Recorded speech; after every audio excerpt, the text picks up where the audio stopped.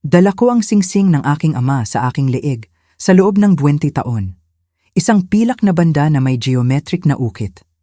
Ako ay sick na taong gulang nang siya ay mamatay, kaya hindi ko na masyadong naaalala ang tungkol sa kanya. Mga saglit lamang, ang kanyang tawa, ang paraan ng kanyang pagdrawing sa napkin sa mga restaurant. Pero naaalala ko ang araw na ibinigay sa akin ng aking ina ang kanyang singsing.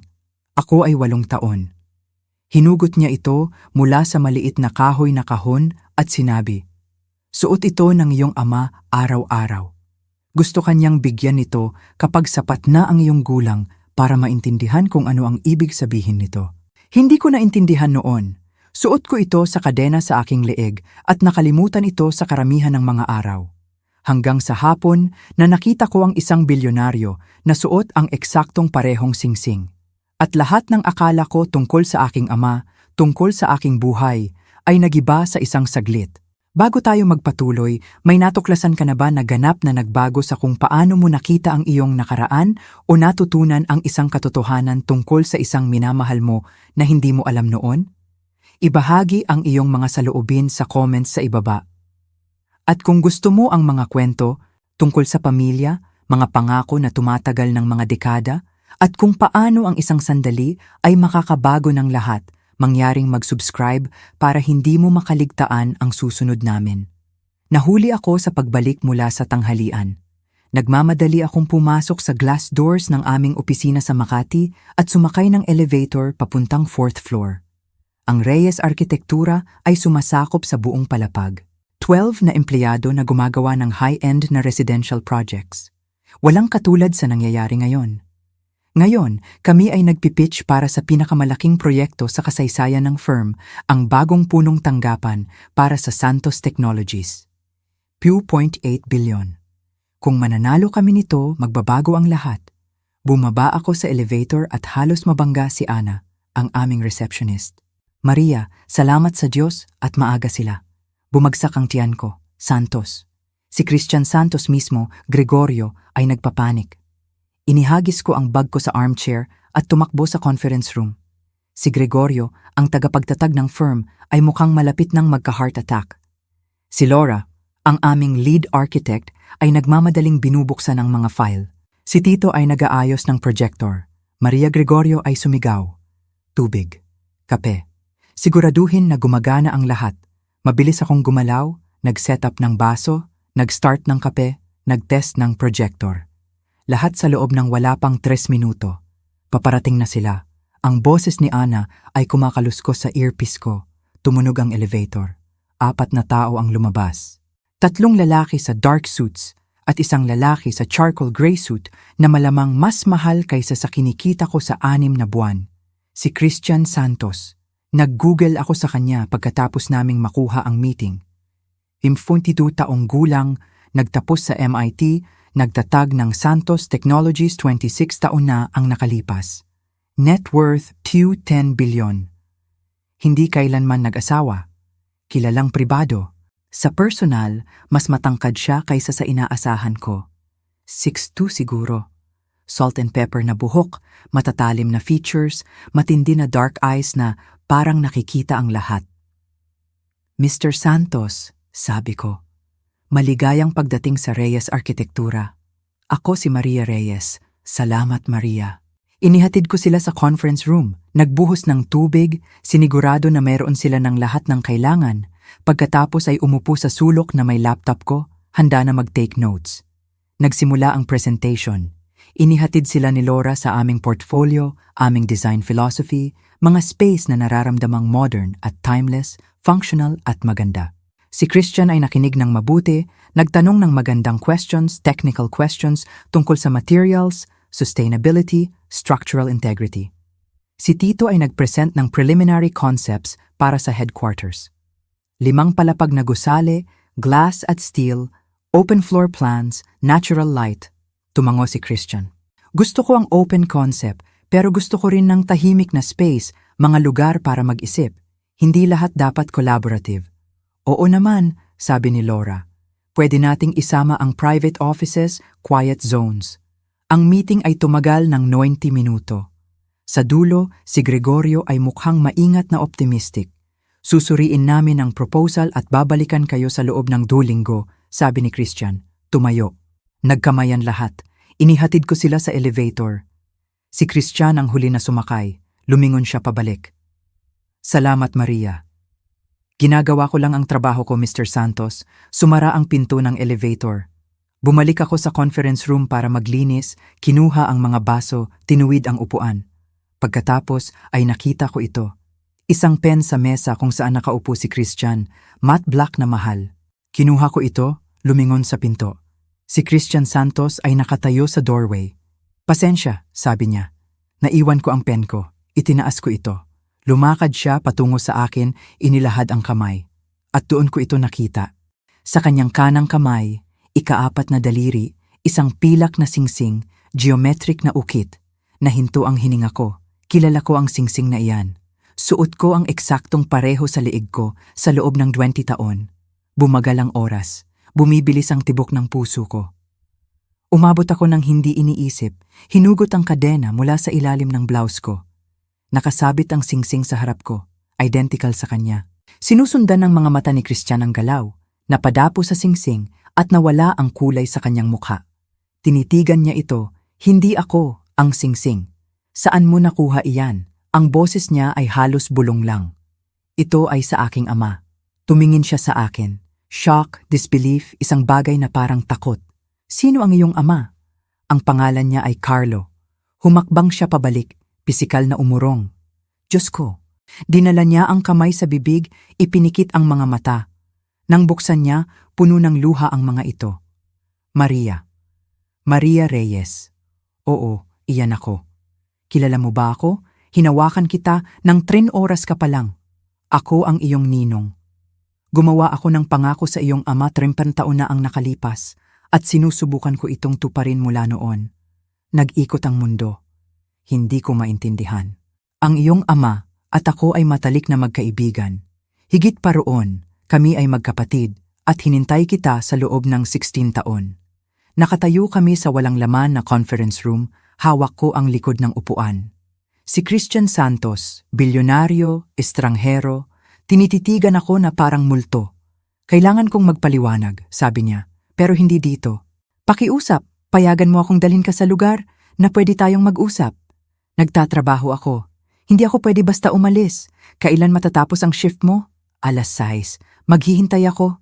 May coffee shop 2 block sa timog. Rowans, pakiusap. Tiningnan ko siya sa mga luha sa mata niya, sa singsing sa daliri niya, na katulad ng akin.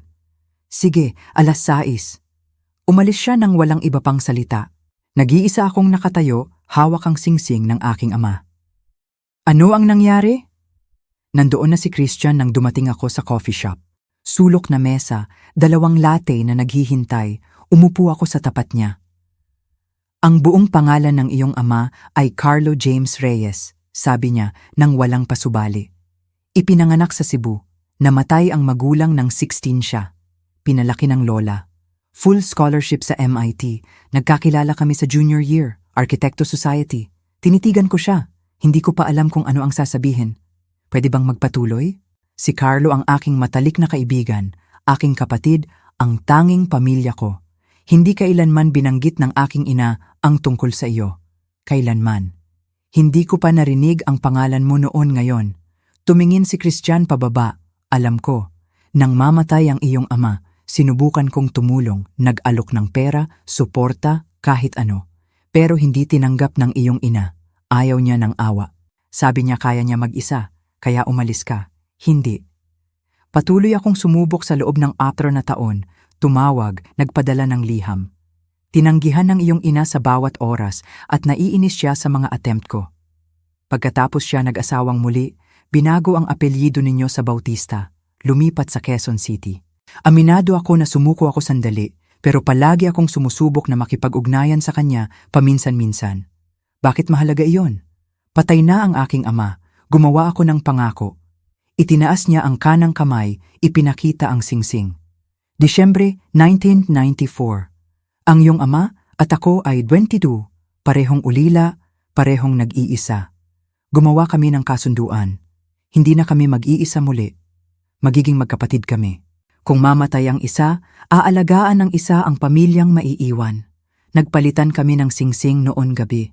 Ang singsing na suot ko, iyan ay kay Carlo. Ibinigay niya sa akin. Ibinigay ko sa kanya ang akin. Hinugot ko ang kadena ko, tiningnan ng singsing. Kaya, ito ay sa iyo pala. Oo, suot ni Carlo ang singsing ko. Suot mo ang singsing ko. Suot ko ang kanya. Tumama sa akin ang bigat nito. Bakit hindi sinabi ng aking ina sa akin? Hindi ko alam. Gusto niyang makalimutan, kaya pinutol ang kontak at ang direktang pag-abot sa iyo ay mali nang walang pahintulot niya. Mabilis akong tumayo. Malakas na nagkiskisa ng upuan. Kailangan kong umalis. Sandali. Hindi kita kilala. Hindi ko alam kung bakit hindi ka binanggit ng aking ina, pero may dahilan siya. At mas nagtitiwala ako sa kanya kaysa sa estranghero na may singsing. Maria, pakiusap. Salamat sa kape. Umalis ako. Hindi ako nakatulog noon gabi. Nakahiga ako sa maliit kong studio apartment sa Pasig, nakatitig sa kisame, hawak ang singsing sa kamay ko. Bakit hindi sinabi ng aking ina sa akin? Tumayo ako, binuksan ang kahoy na kahon kung saan ko inilalagay ang mga bagay ng magulang ko, larawan, liham, at sa ibaba, isang sealed envelope para kay Maria. Kapag handa ka na, sulat kamay ng aking ina na nanginginig. Hindi ko pa ito binubuksan. Hindi pa handa.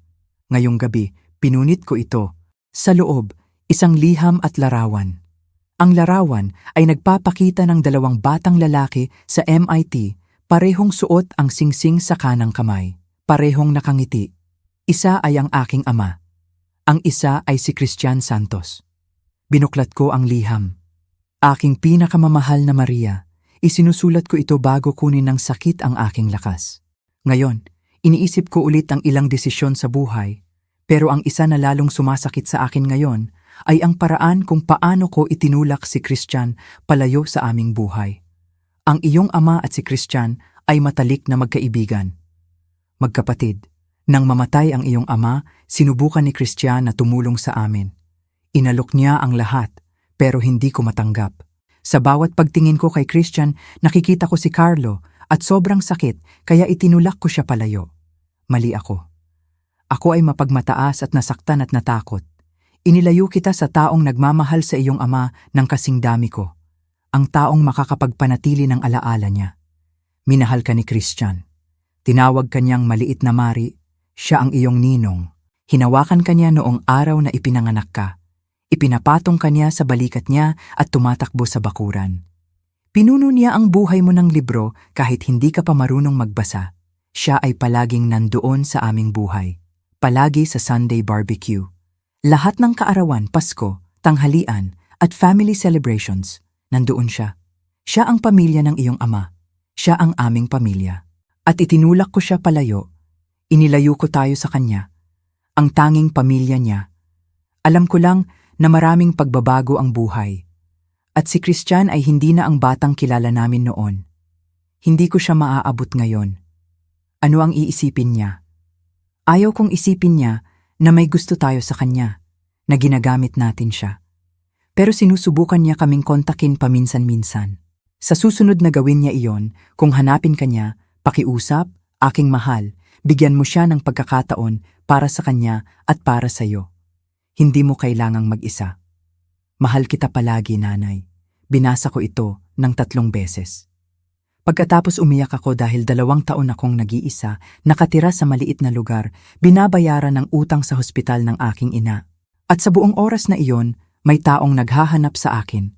Ninakaw iyon ng aking ina sa aming 2. Tiningnan ko ang larawan. Ang aking ama at si Christian, magkapatid. Gumawa ako ng desisyon. Kinabukasan, tinawagan ko ang opisina ni Christian. Santos Technologies, opisina ni Mr. Santos. Ito si Maria Reyes. Kailangan kong makausap si Christian Santos. 10 segundo pagkatapos. Maria? Ang boses niya, hiningal, puno ng pag-asa. Pwede ba tayong magkita ngayon pagkatapos ng trabaho? Parehong lugar. Alas 6. Nandoon ako. Nandoon na si Christian nang dumating ako sa coffee shop. Parehong mesa. 2 latte na naghihintay ulit. Umupo ako. Salamat sa pagtawag.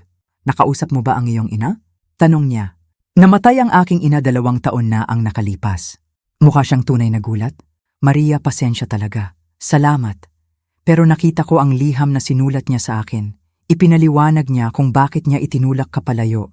Pinagsisihan niya ito. Gusto niya na hanapin kita. Kumikinang ang mga mata ni Christian. Hindi ko siya kailanman sinisi.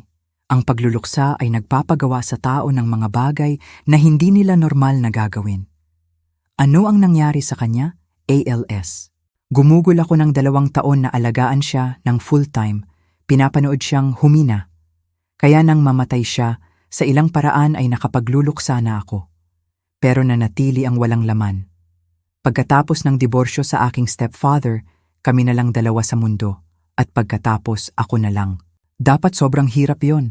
Pamilyar ako sa pakiramdam. Binanggit mo na ulila ka, katulad ng aking ama. Oo. Hindi ko pa nakilala ang anumang blood relatives. Lumaki ako sa system at swerte na may amazing teacher na nakakita ng something sa akin at patuloy na ginabayan ako sa school. Siya ang dahilan kung bakit nakapag-college ako ng full scholarship. Pero sa kasamaang palad, matagal na siyang wala. Pasensya sa narinig ko iyan. Hindi ka ba nag-asawa kailanman? Hindi, siguro nasanay na ako mag-isa. Hindi ko talaga pinapapasok ang mga tao.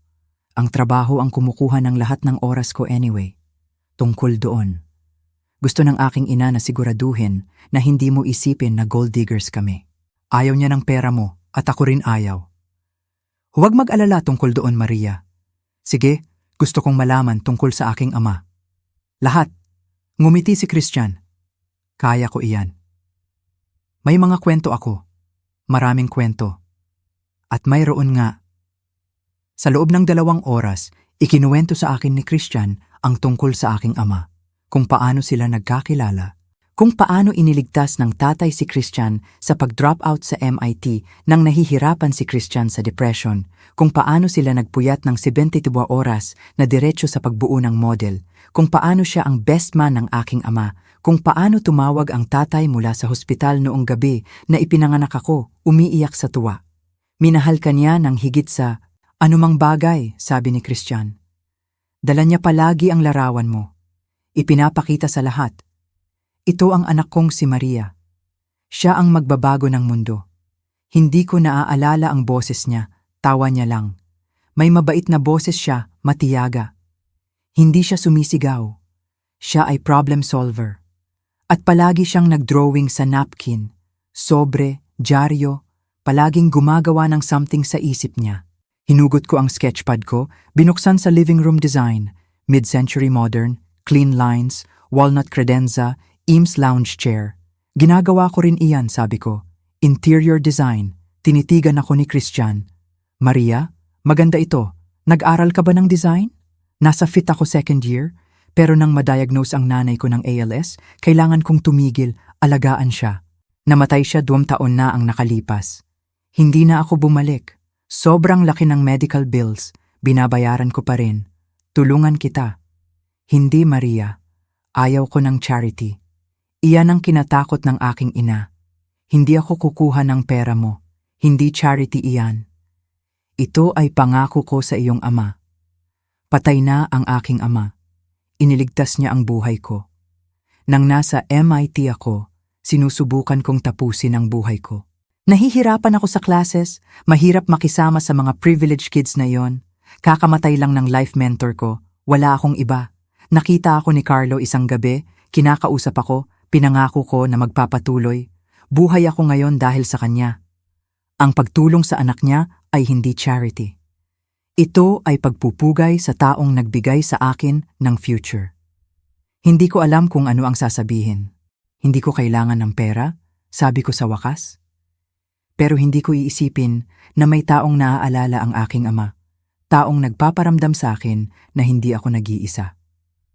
Umabot si Christian sa mesa, inilagay ang kamay niya sa akin.